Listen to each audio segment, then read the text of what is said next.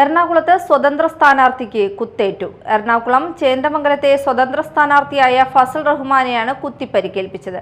സംഭവത്തിൽ വടക്കേക്കര സ്വദേശി മനോജിനെ police arrest ചെയ്തു. CPM ബ്രാഞ്ച് സെക്രട്ടറി ആയിരുന്ന ഫസൽ കഴിഞ്ഞ ഭരണസമിതിയിൽ പഞ്ചായത്ത് അംഗമായിരുന്നു.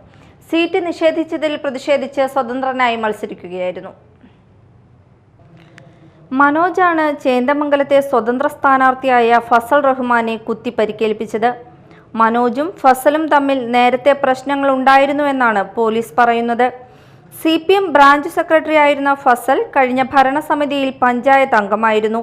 സീറ്റ് നിഷേധിച്ചതിൽ പ്രതിഷേധിച്ച് സ്വതന്ത്രനായി മത്സരിക്കുകയായിരുന്നു ഫസലിനെ കഴിഞ്ഞ ദിവസം പാർട്ടിയിൽ നിന്ന് പുറത്താക്കിയിരുന്നു. വോട്ട് ചോദിച്ചുള്ള പ്രചരണം നടത്തുന്നതിനിടെ ഫസലും മനോജും തമ്മിൽ തർക്കമുണ്ടായിരുന്നു.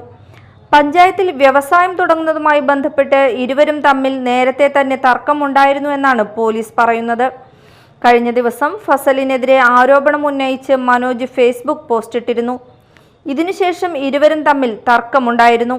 ഇതിനിടെയാണ് മനോജ് ഫസലിനെ കുത്തുന്നത്. ഫസലിന്റെ പുറത്താണ് മനോജ് 3 തവണ കുത്തിയത്. Media time, Kochi.